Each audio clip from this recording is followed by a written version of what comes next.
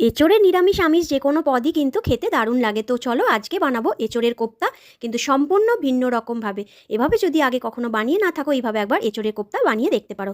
তো প্রথমেই যেটা করব, এঁচোড়টাকে সেদ্ধ করে নিয়েছি, আর এদিকে বেশ কিছুটা ছোলার ডাল মিক্সির জারের মধ্যে দিয়ে একটা পেস্ট বানিয়ে নেবো। সেদ্ধ করা এঁচোড়টাকেও মিক্সির জারের মধ্যে দিয়ে ভালো করে মিহি একটা পেস্ট বানিয়ে নেবো।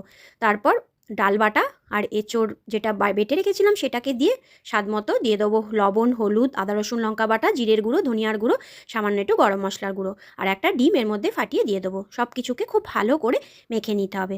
ভালো করে মাখা হয়ে গেলে এবার কড়াই সর্ষের তেল গরম করে নিয়ে বড়াগুলোকে একে একে তেলের মধ্যে ছেড়ে দেবো।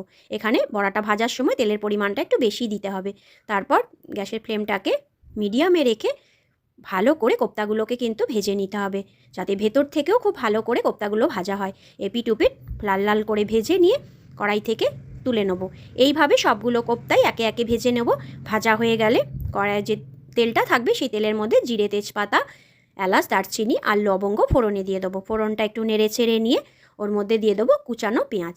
পেঁয়াজটাকেও হালকা একটু প্রথমে ভেজে নেবো। পেঁয়াজ ভাজা হতে হতেই আলুগুলোকেও পেঁয়াজের সাথে ভেজে নেবো। তোমরা চাইলে আলাদা করেও আলুটাকে ভেজে তুলে রাখতে পারো, আমি একসাথেই ভেজে নিলাম। এরপর দিয়ে দেবো লবণ আর হলুদ।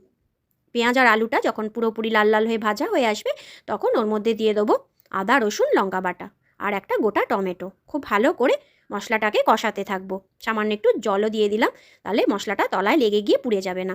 তো খুব ভালো করে মশলাটাকে কষিয়ে নেবো। কষানো হয়ে গেলে এবার ওর মধ্যে দিয়ে দেবো 1 চামচ জিরের গুঁড়ো, 1 চামচ ধনিয়ার গুঁড়ো। তারপর আবারও সব মশলা ভালো করে মিশিয়ে নেবো। এর মধ্যে দিয়ে দিলাম কালারের জন্য একটু কাশ্মীরি লঙ্কার গুঁড়ো, স্বাদের জন্য সামান্য একটু চিনি আর গরম মশলার গুঁড়ো। খুব ভালো করে মশলাটা যখন কষানো হয়ে যাবে, একদম মশলা থেকে তেল ছেড়ে আসবে, তখন ওর মধ্যে দিয়ে দেবো আবারও একটু লবণ। লবণটা একটু কম হয়েছিল। তারপর পরিমাণ মতো গরম জল দিয়ে ভালো করে যখন ফুটে উঠবে, তখন একটা ঢাকনা চাপা দিয়ে আলুটাকে সেদ্ধ হতে দেবো। আলু সেদ্ধ হয়ে গেলে নামানোর আগে ভেজে রাখা কোপ্তাগুলোকে দিয়ে খুব ভালো করে মিশিয়ে নিয়ে ওপর থেকে একটু ঘি ছড়িয়ে নামিয়ে নিলেই তৈরি হয়ে গেল দারুণ স্বাদের এঁচোড়ের এই কোপ্তা। এইভাবে একবার এঁচোড়ের কোপ্তা বানিয়ে দেখতে পারো। এর সাথে কিন্তু শুধু ভাত হলেই জমে যাবে। আবারও দেখা হবে নতুন কোনো ভিডিওর সাথে। আজ এটুকুই, চলো টাটা।